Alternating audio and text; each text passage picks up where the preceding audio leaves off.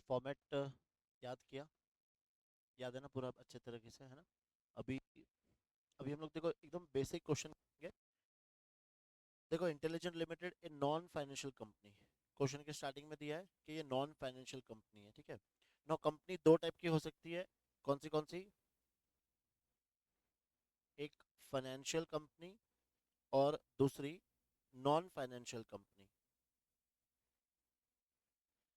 ना, financial company कौन होती है? जिनका काम क्या होता है बेसिकली? लोन देना और लोन लेना। मतलब कहीं से वो लोग लोन लेंगे सस्ते रेट पे और वो लोग आगे क्या करेंगे? लोन प्रोवाइड करेंगे, ठीक है। नॉन फाइनेंशियल कंपनी कौन है? नॉन फाइनेंशियल कंपनी तो इनका जो काम है बेसिकली क्या है? Sale of goods. मतलब ये लोग पैसा कैसे कमाते हैं? गुड्स बेच के या सर्विस बेच के, ठीक है। और इनका पैसा, इनका कहाँ से आ रहा है ज्यादातर? पैसा इनकम क्या होगी? इंटरेस्ट होगा या फिर डिविडेंड होगा, ठीक है ना। अभी फिलहाल हम लोग कौन सा क्वेश्चन कर रहे हैं? Non financial company has the following entries in its bank account. It has sought your advice on the treatment of the same for preparing cash flow statement. तुम्हें बताना है कि कौन सा आइटम है। मतलब जैसे या तो ऑपरेटिंग होगा, या इन्वेस्टमेंट होगा, या फिर फाइनेंसिंग एक्टिविटीज होगा। देखो पढ़ो। Loans and advances given to the following and interest earn on them. ये लोन्स एंड एडवांसेस हम लोग ने किसी को दिया है और यहाँ से मुझे क्या मिल रहा है? इंटरेस्ट मिल रहा है। अब देखो, मैंने इंटरेस्ट कहाँ से कमाया? सप्लायर से। बताओ क्या होगा ये? क्या ये ऑपरेटिंग एक्टिविटीज है? क्या ये इन्वेस्टिंग एक्टिविटीज है? क्या ये फाइनेंसिंग एक्टिविटीज है? देखो, देखो फाइनेंसिंग में तो नहीं आएगा सबसे पहले। क्यों? मैंने कल बताया था वहां पे सब पेड वाला आता है। इंटरेस्ट पेड, डिविडेंड पेड, ये तो अपने को क्या है? रिसीव है। अब तुम्हारा सेकंड क्वेश्चन होना चाहिए कि क्या ये ऑपरेटिंग है या इन्वेस्टमेंट है? इन्वेस्टिंग कब होगा बताओ? जब हम लोग ने फिक्स एसेट्स या नॉन करंट इन्वेस्टमेंट में अगर मैंने इन्वेस्ट किया है तो मेरा वो क्या होगा? Investing activities. नहीं, वो इनकम है ना अपनी, तो लेस नहीं होगा। अब देखो ये क्या चीज है बताओ? ये हम इंटरेस्ट किससे कमाया? सप्लायर ना। बता, सप्लायर मुझे इंटरेस्ट क्यों देगा? हम लोग ने उसको क्या दे रखा है? लोन दे रखा है। अब ये मेरा नॉर्मल बिजनेस टर्म्स में होता ही है। तो ये मेरी कौन सी एक्टिविटीज होगी? ऑपरेटिंग एक्टिविटीज, ठीक है। मैं इंप्लॉय को लोन दे रखा है, इंप्लॉय से जो मुझे इंटरेस्ट मिलेगा, अगेन ये मेरा इन्वेस्टमेंट तो नहीं है। तो ये भी मेरे कौन सी एक्टिविटीज हो जाएगी? Operating activities. अब मैंने अपनी सब्सिडरी कंपनी को लोन दे रखा है, तो ये अपना इन्वेस्टिंग एक्टिविटीज में चला जाएगा। समझे बेसिक फंडा एकदम? कि अगर मैंने कोई चीज इन्वेस्ट करी है उस पे अगर मुझे कुछ इंटरेस्ट मिल रहा है तो वो मेरी कौन सी एक्टिविटीज है? इन्वेस्टिंग एक्टिविटीज है। ये बताओ जरा। Investment made in subsidiary smart limited and dividend received. Again जहां पे भी ये डिविडेंड रिसीव्ड आ रहा है तो और मैंने ये इन्वेस्टमेंट किया है तो मेरी कौन सी एक्टिविटी हो जाएगी? Investing activities. हाँ,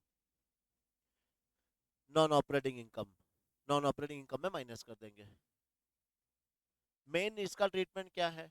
इन्वेस्टिंग एक्टिविटीज, तो वो लिखाना है अपने को, है ना। Dividend paid for the year, बताओ डिविडेंड पेड है ये फाइनेंसिंग एक्टिविटीज, ठीक है। TDS on interest income earn on investment made. देखो अगेन, हमें क्या मिल रहा है? टीडीएस। हमें हमने क्या कमाया था? इंटरेस्ट। तुम्हें याद है कि इनकम अगर मुझे कोई पे करता है तो मेरा वो टीडीएस कट करेगा। तो मैं इनकम को कहाँ ले रहा हूँ? इन्वेस्टिंग एक्टिविटीज में। तो टीडीएस को भी कहाँ लूंगा? इन्वेस्टिंग एक्टिविटीज में, ठीक है। तो ये भी मेरा investing activities. TDS on interest earn on advance given to supplier, ये ऑपरेटिंग एक्टिविटीज, क्योंकि मैं किससे कमा रहा हूँ? सप्लायर से कमा रहा हूँ, ये मेरा कोई इन्वेस्टमेंट नहीं है। Insurance claim received against loss of fix assets by fire.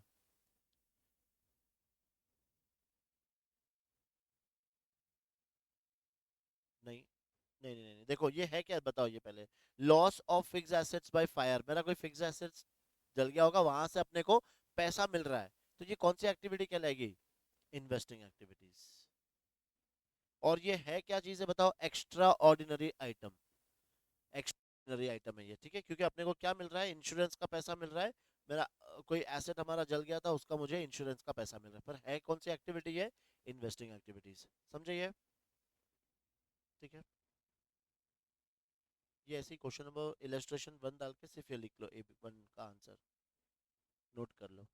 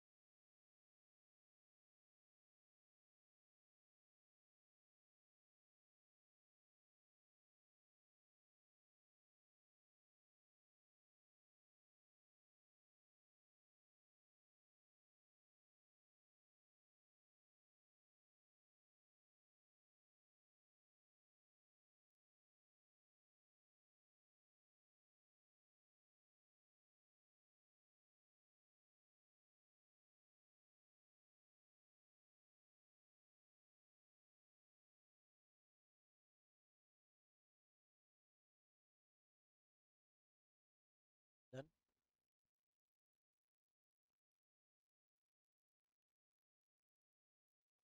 Second question देखते हैं, सेकंड इलस्ट्रेशन।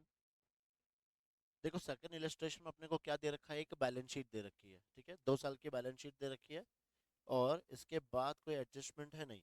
और हमें क्या करना है, you are required to show the related items in the cash flow statement. मतलब यहाँ पे मुझे कोई एडजस्टमेंट नहीं दे रखा है, डायरेक्टली मुझे क्या करना है, कैश फ्लो स्टेटमेंट बनाना है।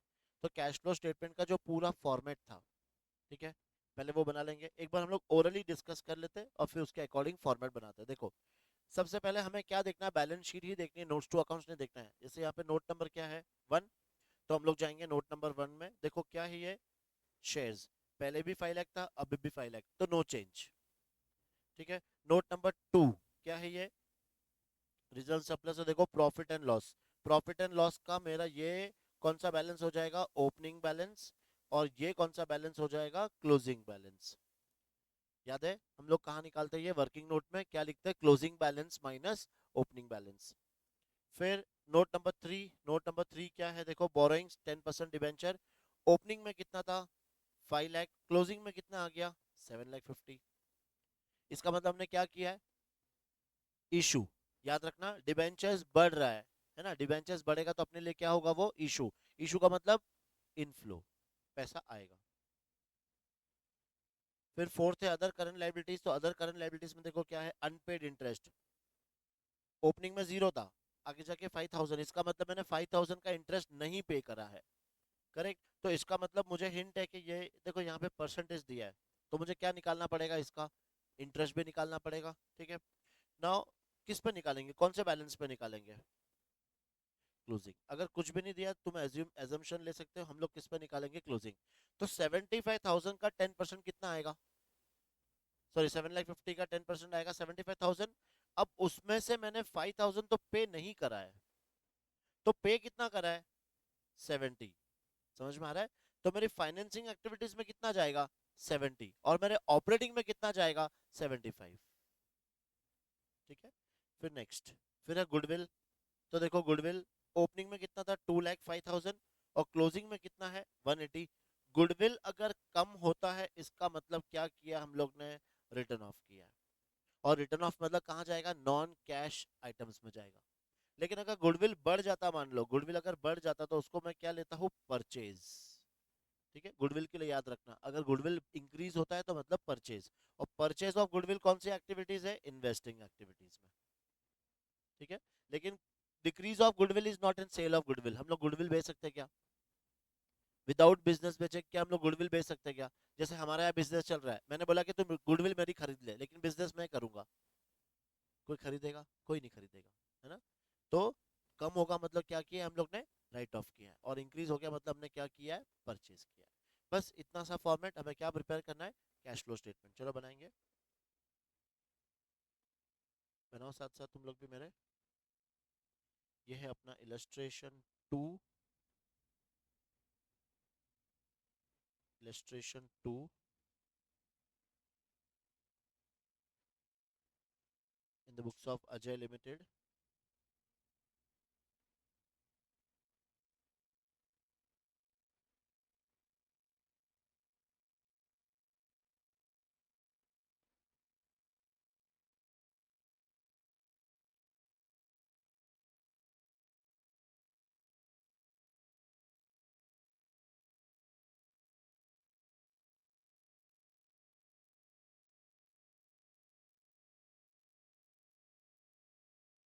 Cash flow statement for the year 31st March 2012.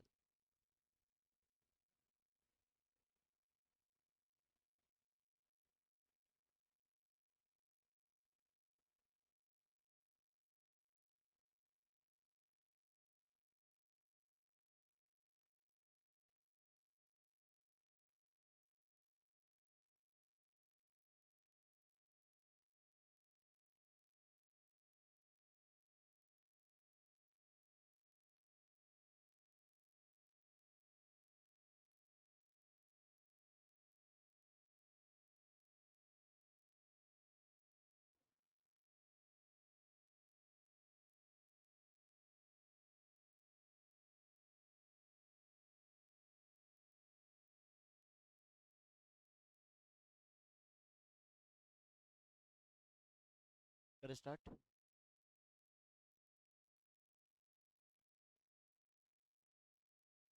ठीक है, सबसे पहले हम लोग क्या लिखेंगे heading? Cash flow from operating activities.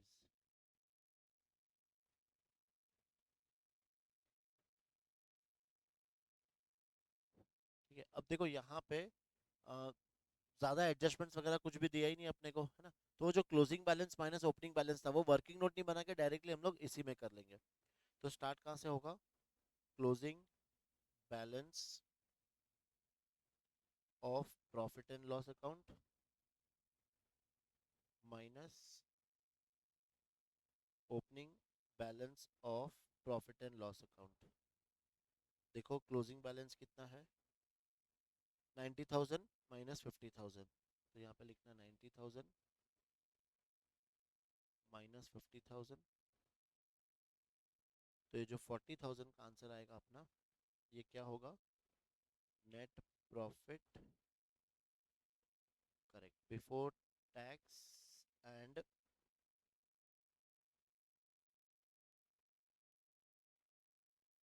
Extra ordinary items.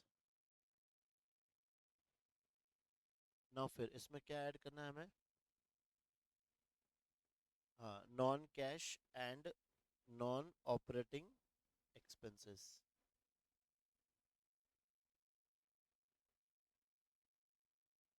अब ये एक था, तुम्हें ध्यान है ना, कौन सा? Goodwill return of. तो वो लिखेंगे सिर्फ इसमें गुडविल रिटर्न ऑफ. देखो गुडविल रिटर्न ऑफ कितना था डिफरेंस? 25,000. गुडविल रिटर्न ऑफ था 25,000. एक और क्या आया था, याद करो? डिबेंचर इंटरेस्ट, है ना.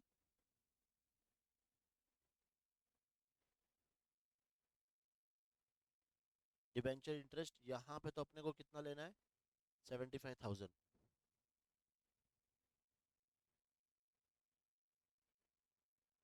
फिर देखो शेयर कैपिटल में कुछ था नहीं, रिजर्व्स का अपन ले लिया. लॉन्ग टर्म बोरिंग्स में डिबेंचर्स फाइनेंशिंग एक्टिविटीज में जाएगा. अदर करंट लाइबिलिटीज वो इंटरेस्ट पार्ट था खाली. और इंटेंजिबल एसेट्स भी अपना हो गया.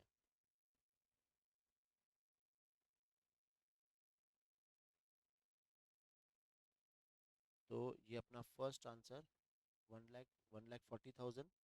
तो ये 1,40,000 आउटर कॉलम में लिख के यहाँ पे क्या लिखेंगे? Net cash flow from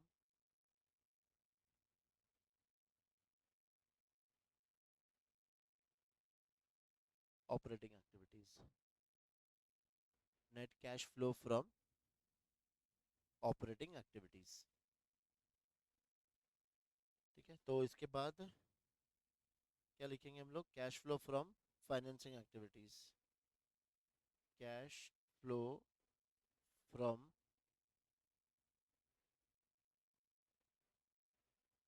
financing activities. Cash flow from financing activities, एक तो था अपना issue of debentures. Issue of debentures कितना था? 2,50,000। और एक था debenture interest paid. Debenture interest paid, ठीक है। और ये हम लोग ने 70,000 पे करा था। तो ये आंसर 1,80,000। और ये क्या आएगा? Net cash flow from financing activities. Net cash flow from financing activities, ठीक है। फिलहाल ये क्वेश्चन देखो, पूरा बैलेंस शीट अपने को नहीं दिया, इसलिए ये टैली होगा नहीं। तो अपने को भी ऊपर हेडिंग में क्या लिखना होगा? Extract of cash flow statement. Extract of cash flow statement for the year ended 31st March 2012। Done. Format याद होगा तो क्वेश्चन बहुत इजी है। चलो इलस्ट्रेशन 3।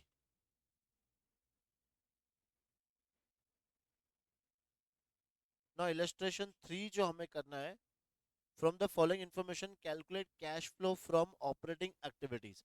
ना एक बार तुम लोग जाके कौन सा फॉर्मेट देखो, कौन सा फॉर्मेट? डायरेक्ट मेथड वाला। एक बार डायरेक्ट मेथड वाला फॉर्मेट खोलना। मेरे पास लिखा हुआ नहीं है इसमें, डायरेक्ट मेथड। कैश फ्लो का डायरेक्ट मेथड। हाँ, अब बताओ इसमें रिसिप्ट्स क्या क्या आती थी? एक तो कैश सेल्स, दूसरा रिसिप्ट फ्रॉम ट्रेड रिसीवेबल, और तीसरा सेल ऑफ सर्विसेज, ठीक है। और पेमेंट्स कहाँ होते थे अपने को? एक तो cash purchase, payment to trade payables, operating expenses, wages and salary, और इनकम टैक्स। अब अपने को देखो यहाँ पे वो सब आइटम्स दिख रही है, इसलिए हमें ये मेथड कौन सा यूज करना है? Direct method. कैसे पता चला? देखो, कैश सेल्स दिया है, ट्रेड रिसीवेबल्स दिया है ना।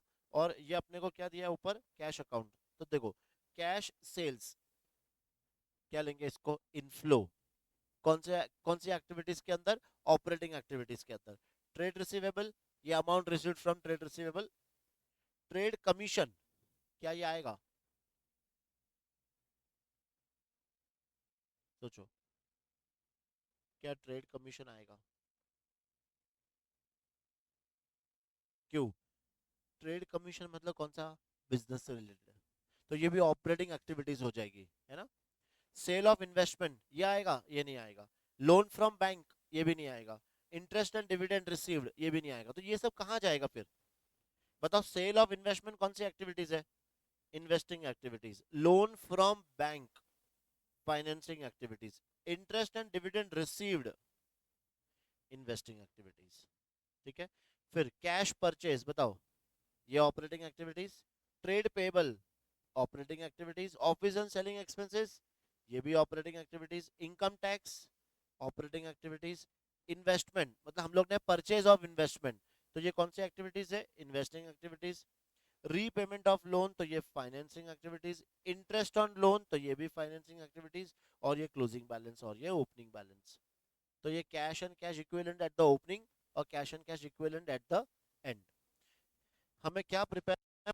कैश फ्लो ऑपरेटिंग एक्टिविटीज का ही फाइन करना है, cash flow from operating activities. तो अब जहां पर हम लोग ने ऑपरेटिंग एक्टिविटीज लिखा है वो जाके हम लोग आंसर में लिख लेंगे। आए समझ में? चलो करो फटाफट से।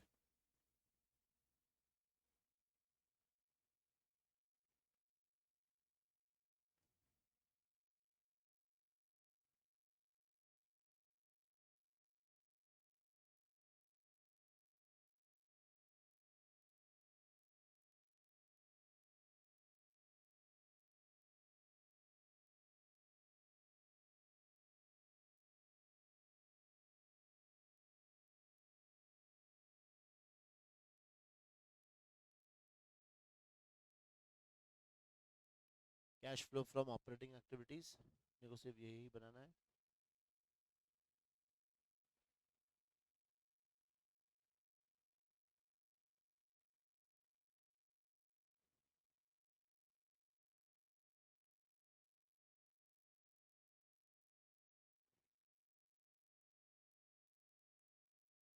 पहले कैश सेल्स 140,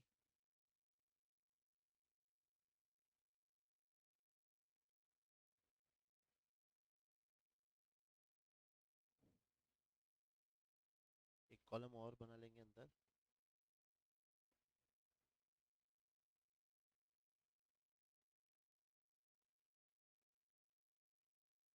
कैश सेल्स 1,40,000, फिर amount received from trade receivable,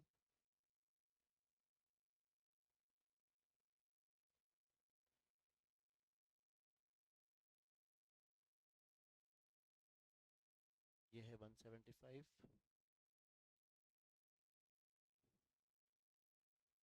फिर ट्रेड कमीशन रिसीव्ड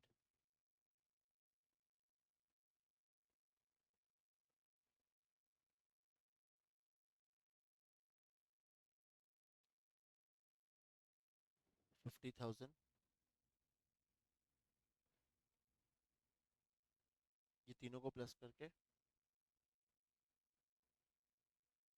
अब इसमें से कैश आउटफ्लो माइनस करेंगे, cash purchases,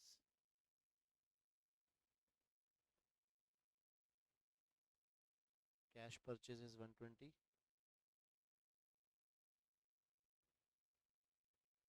trade payable,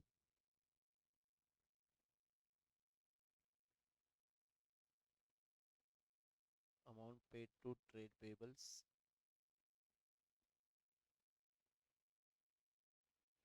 157,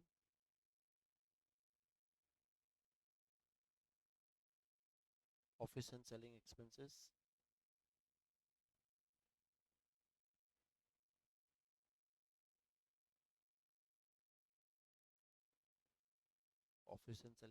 75,000,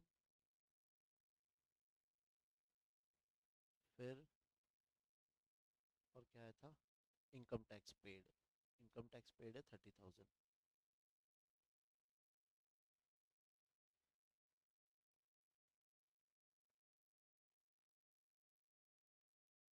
income tax paid 30,000, बताना ऊपर की टोटल 365 और ये 382, नेगेटिव ज्यादा है तो माइनस करके कितना आ रहा है, 17,000 माइनस में आ जाएगा। क्या लिखोगे, correct, net cash used in operating activities, net cash used in operating activities.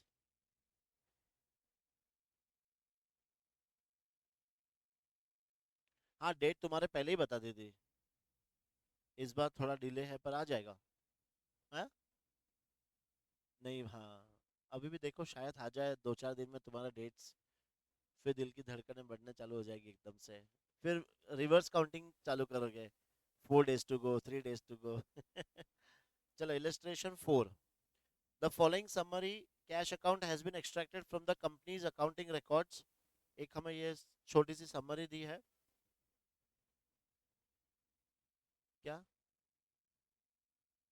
हाँ हाँ नहीं नहीं उससे कुछ फर्क नहीं पड़ता है, ये तो सिर्फ आते हैं और जाते हैं, इनसे कोई फर्क नहीं पड़ेगा। देखो, prepare cash flow statement of this company hills limited for the year ended 31st March in accordance with AS3 revised. The company does not have any cash equivalents. चलो करते देखो, पहले ये बताओ थोड़ा सा मेथड कौन सा होगा, थोड़ा दिमाग लगाओ। डायरेक्ट, क्योंकि देखो रिसिप्ट फ्रॉम कस्टमर ये सारी चीजें दी है, तो पहले हम लोग इसको क्या करेंगे, बताओ, मार्क करते जाएंगे हम लोग। चलो बताओ, receipt from customer, receipt from customer मतलब ट्रेड रिसीवेबल, तो ये कौन सी एक्टिविटीज है, operating activities. Issue of shares, financing activities. Sale of fixed assets, investing activities. Payment to supplier, operating activities. Payments for PP, plant equipment, तो ये investing activities. Payment of overheads, operating, overheads मतलब अपने direct expenses जो होंगे ना, तो ये मेरा operating activities. Wages and salary, operating activities taxation, operating activities dividend payment है ना ये, तो financing activities. Repayment of bank loan, तो ये भी फाइनेंसिंग एक्टिविटीज। और ये जो क्लोजिंग दिया है और ये ओपनिंग दिया है, तो ये किसका होगा? ये कैश एंड कैश इक्विवेलेंस। ठीक है, चलो बनाएंगे पूरा फॉर्मेट सेम। देखो अब इसमें क्या क्या ऑपरेटिंग लेना है, इन्वेस्टिंग भी है, फाइनेंसिंग भी है। लिखो in the books of hills limited,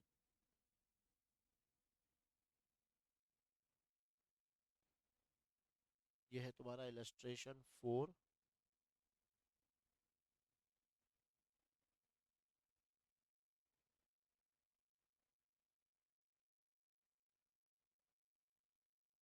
in the books of hills limited,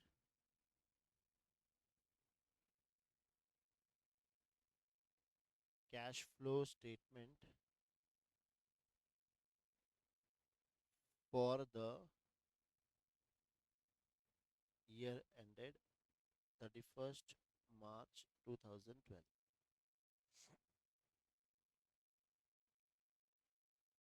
ठीक है, कौन सा मेथड है ये? Direct method.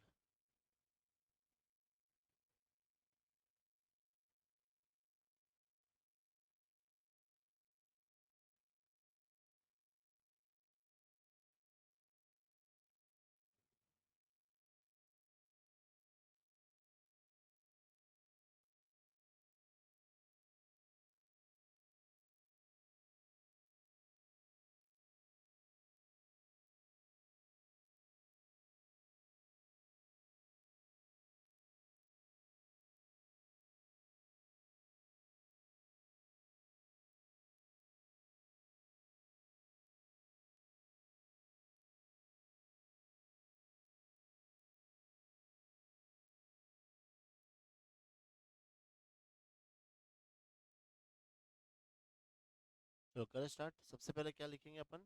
Cash flow from operating activities, cash flow from operating activities. ठीक है, चलो देखो सबसे पहले क्या था, यही था नहीं, ये था question. Receipt from customer, receipt from customer. Income में क्या क्या था बताओ? सिर्फ एक ही था ना, रिसिप्ट फ्रॉम कस्टमर, और बाकी सब, बाकी सब क्या था? एक्सपेंसेस थे। तो रिसिप्ट फ्रॉम कस्टमर,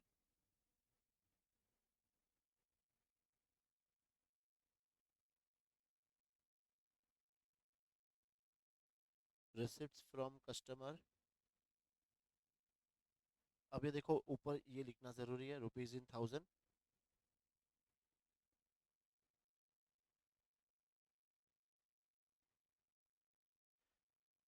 तो रिसिप्ट फ्रॉम कस्टमर था अपना 2783। तो लिखो इधर 2783, ये प्लस में आ जाएगा। और बाकी जो खर्चे हो रहे हैं वो सब अपन क्या करेंगे? माइनस में लिख देंगे। तो हम लोग ने क्या क्या एक्सपेंसेस किया है? पेमेंट टू सप्लायर 2047 लिखो,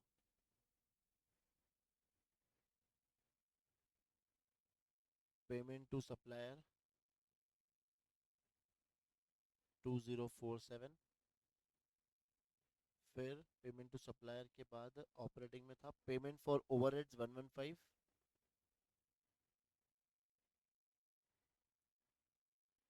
पेमेंट फॉर ओवरहेड्स 115। ठीक है, एक चीज और थी, wages and salary 69,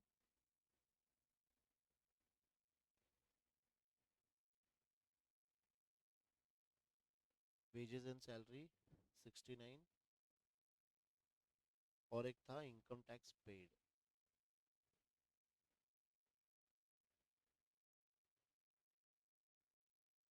income tax paid का फिगर है 243। बस इसमें से इतना ही बताना, क्या रहा है आंसर? नहीं नहीं, डायरेक्ट इसमें से माइनस करके डायरेक्ट फिगर बताओ। 309 प्लस में, तो क्या लिखोगे इसको? Net cash flow from operating activities.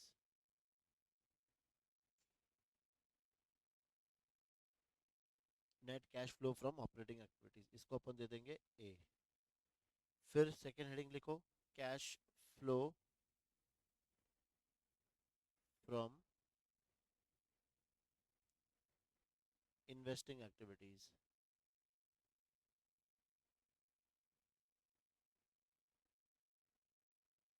Cash flow from investing activities.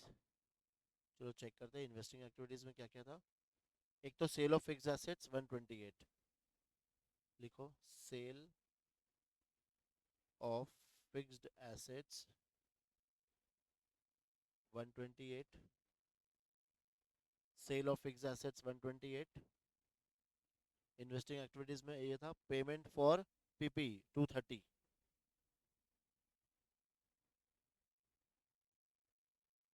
Payment for PPE bracket में 230, करेक्ट। और कुछ था इन्वेस्टिंग एक्टिविटीज? नहीं है ना, नहीं था। तो अब ये प्लस माइनस करना, ये आंसर तुम्हारा आएगा माइनस में। कितना आ रहा है माइनस में? 102 माइनस में आ रहा है। तो ये तुम क्या लिखोगे, net cash used in, net cash used in investing activities. इसको दे देंगे हम लोग बी। फिर तीसरी heading, cash flow from financing activities. Cash flow from financing activities. अब चेक करते हैं फाइनेंसिंग एक्टिविटीज में। पहले तो था issue of shares 300,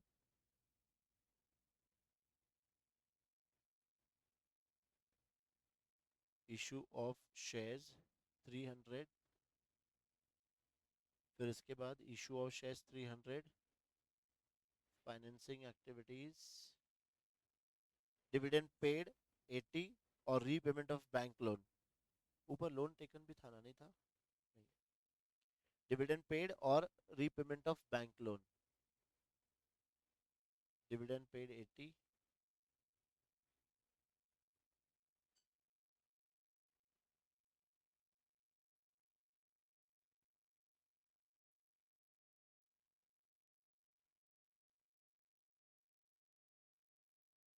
repayment of bank loan, ये फिगर था 250।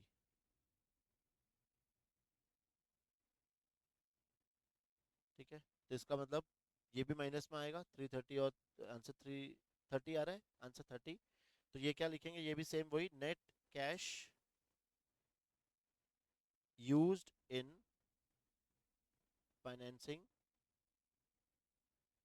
Activities. Net cash used in financing activities, इसको दे देंगे हम लोग सी। अब ये जो लास्ट में जो तीन आंसर आया मेन, इन तीनों को प्लस माइनस करो, देखो आंसर प्लस में ही आएगा, क्योंकि नेगेटिव वाले फिगर छोटे हैं। तो तीनों का प्लस का आंसर क्या आ रहा है? 177। तो ये 177 प्लस में आया, तुम्हें यहाँ पे क्या लिखना है? Net increase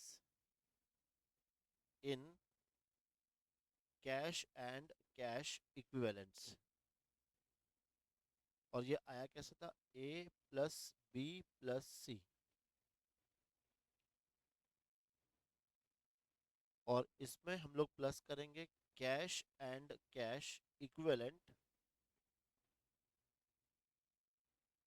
at the beginning of the year. Check करते हैं बिगिनिंग ऑफ द ईयर कितना था, 35। तो इसमें हम लोग 35 ऐड करेंगे, तो आंसर 212। चेक करो 212 तुम्हारा लास्ट आंसर है, यस 212। ठीक है, तो क्या लिखेंगे हम लोग इसमें, आंसर में कैश एंड, हाँ,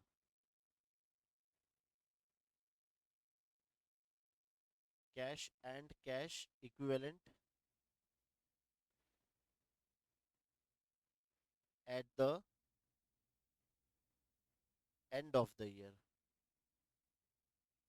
और ये तुम्हारा फाइनल आंसर।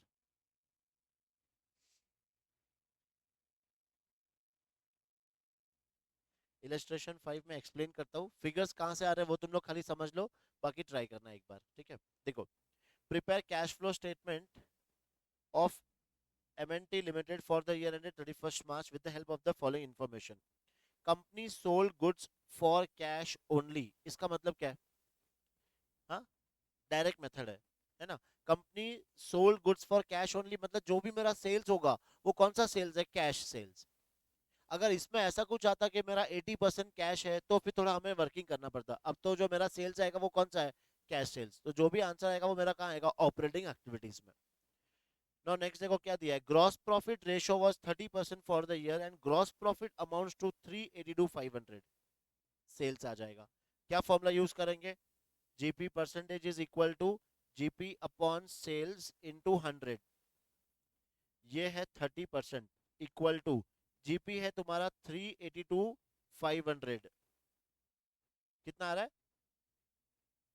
12,75,000। तो ये 12,75,000 क्या आ गया तुम्हारा? सेल्स। और ये सेल्स पूरा कौन सा है? कैश सेल्स है। तो ये तुम्हारा ऑपरेटिंग एक्टिविटीज में चला गया फर्स्ट, ठीक है। Opening inventory was lesser than closing inventory by 35,000।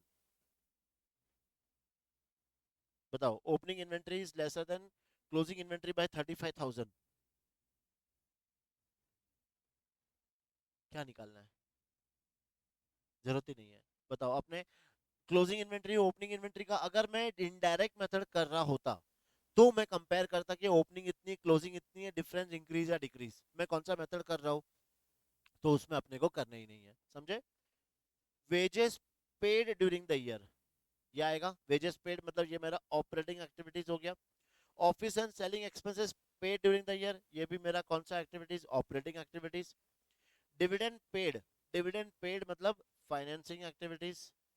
Bank loan repaid, bank loan repaid financing activities. अच्छा, इसका क्या करेंगे? Included interest 15,000। हाँ, इंटरेस्ट जाता है ऑपरेटिंग में, लेकिन कब? जब हम लोग इनडायरेक्ट मेथड फॉलो कर रहे हैं तो। बस यही तुम्हें कंफ्यूज नहीं होना है। डायरेक्ट मेथड में मेरे फिक्स आइटम है, क्या क्या बताओ?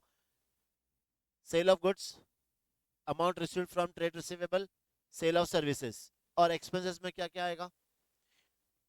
Cash purchase, payment to trade payables, operating expenses, wages and salary और इनकम टैक्स। यही आइटम आएगी, मतलब सब ऑपरेटिंग से रिलेटेड। ये इंटरेस्ट तो मैं पता चल गया नॉन ऑपरेटिंग है, लेकिन ये मेरे कहाँ आएगा? ओनली फाइनेंसिंग एक्टिविटीज में, ठीक है। Next, trade payable as on 31st March 2010 exceed the balance as on 31st March by 25,000। Again trade payables ये क्या दिया है मुझे कि मेरा ओपनिंग बैलेंस इतने से ज्यादा है मेरे क्लोजिंग बैलेंस है, करेक्ट। अगेन वापस समझना, अगर मैं इनडायरेक्ट मेथड फॉलो कर रहा होता तो ये कंपैरिजन मेरे काम आता, ओपनिंग माइनस क्लोजिंग। लेकिन देखो नीचे डायरेक्ट फिगर दे रखा है, amount paid to trade payables, हमें तो यही चाहिए। तो ये कौन सी एक्टिविटी हो गई? Operating activities.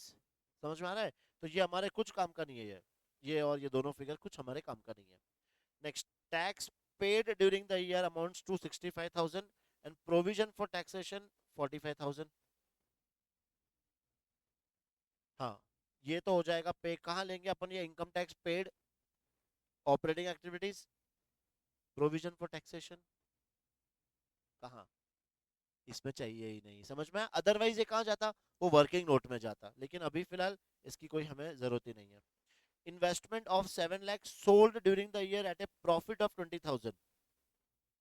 इन्वेस्टमेंट सोल्ड कौन सी एक्टिविटीज? Investing activities. अमाउंट कितना लेंगे उसमें? 7,20,000। क्योंकि अपने को पैसा तो 7,20 आएगा। अच्छा, ये प्रॉफिट का क्या करेंगे?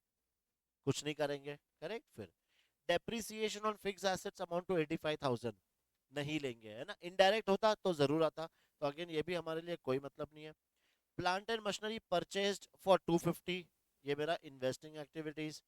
Cash and cash equivalents opening और एंड, ये लास्ट में आ जाएगा एकदम, खत्म। कर लो क्या अब, है ना? तो मतलब ऐसी आइटम्स भी बहुत सारी होगी जो तुम्हारे लिए जरूरत नहीं, लेकिन तुम्हें दी होगी कंफ्यूज करने के लिए। यहाँ क्या किया, इनडायरेक्ट और डायरेक्ट मिक्स करके तुम्हें एक क्वेश्चन दे दिया। अभी तुम्हें सिर्फ कौन से आइटम उठाने हैं, डायरेक्ट। समझ में आया? क्यों इसको इनडायरेक्ट से नहीं कर सकते सर, बताओ। उससे क्या फर्क पड़ता है? इसको इनडायरेक्ट से क्यों नहीं कर सकते, क्यों डायरेक्ट से ही करना है तुमको? देखो बहुत सारा इन्फॉर्मेशन हमें डायरेक्ट से रिलेटेड दे रखे हैं, और पहली बात पीएनएल का बैलेंस नहीं दे रखा है। हमें नेट प्रॉफिट तो चाहिए करने के लिए इनडायरेक्ट मेथड से, वो दे नहीं रखा है हमें। और हमें वो इन्फॉर्मेशन कौन सी दी है कि मेरा इनफ्लो क्या है, आउटफ्लो क्या है, ऑपरेटिंग से रिलेटेड। समझ में आया?